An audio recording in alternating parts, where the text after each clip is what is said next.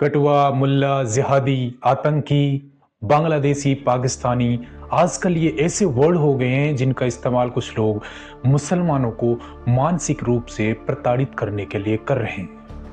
मुसलमानों को नीचा दिखाने के लिए, उनसे घृणा फैलाने के लिए, नफरत फैलाने के लिए इस तरह के वर्डों का यूज लगातार किया जा रहा है। चूंकि इस पर कोई स्पेसिफिक या पर्सनल कानून नहीं बना है, इसीलिए कोई भी व्यक्ति कुछ भी कहकर चला जाता है। कोई पुलिस भी ज्यादा गौर नहीं करती है जब एफआईआर वगैरह कराने की कोशिश करते हैं। तो मेरी एक रिक्वेस्ट है, जिस तरह से 1989 में एक एक्ट बना था, SC/ST एक्ट, पिछड़ी जातियों को अपमानित होने से बचाने के लिए, उनके सम्मान के लिए जो एक्ट बनाया गया था, उसी तरह का एक्ट अब बनाने की जरूरत है धर्म के आधार पर भी। जिस तरह यदि जाति के आधार पर आप बना सकते हो, तो धर्म के आधार पर भी आपको यह एक्ट बना देना चाहिए। उस एक्ट के बनने के बाद में SC/ST एक्ट के जो अपमान हुआ करते थे, कोई भी उन्हें नीचा दिखाने के लिए उनके जाति सूचक शब्दों का इस्तेमाल किया करता था, उसमें बहुत भारी गिरावट देखने को मिली, क्योंकि उसको एक गैर जमानती अपराध माना गया था, जिसके कारण डर की वजह से कोई भी व्यक्ति उनको अपमानित करने से बचता था। और आज तक भी वो एक्ट चलता आ रहा है।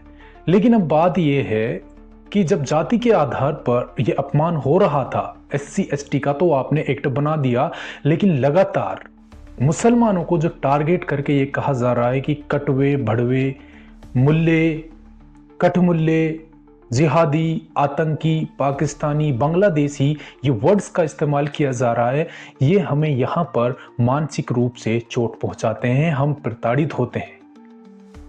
ये हमारा अपमान है, ये हमारी देशभक्ति पर सवाल है। आतंकी कहना, गद्दार कहना बिना किसी सबूत के, ये कहां तक जायज है? बांग्लादेशी, पाकिस्तानी कह देना, ये तो हमारी सीधी सीधी नागरिकता पर सवाल है कि हम इस देश के नागरिक हैं ही नहीं। कटवे, मुल्ले, कटमुल्ले, ये वर्ड जो इस्तेमाल किए जा रहे हैं, हमें अपमानित करने के लिए किया जा रहे हैं, नीचा दिखाने के लिए किया जा रहे हैं। तो मेरी एक रिक्वेस्ट है, सरकार से रिक्वेस्ट है कि ऐसा कानून बनाया जाए जिससे कि यदि कोई व्यक्ति किसी भी मुसलमान को टारगेट करते हुए कटवा, मुल्ला, कठमुल्ला, जिहादी, आतंकी या बांग्लादेशी, पाकिस्तानी कहता है, उसके खिलाफ तुरंत एफआईआर दर्ज की जानी चाहिए और इसे एक गैर जमानती अपराध यानी नॉन बेलेबल ऑफेंस घोषित किया जाना चाहिए और कम से कम 7 साल की सजा इसमें होनी चाहिए। और तभी जाकर ये लोग, कुछ लोग हैं जो इस तरह के वर्डों का इस्तेमाल करते हैं, उन पर लगाम लग सकती है। इसके लिए एक पर्सनल या स्पेसिफिक एक्ट बनाने की जरूरत है, ताकि मुसलमान सिक्योर फील कर सकें और उन्हें मानसिक प्रताड़ना से बचाया जा सके। हम सरकार से यह मांग करते हैं कि मुसलमानों के लिए एक मुस्लिम स्पेसिफिक एक्ट बना दिया जाए।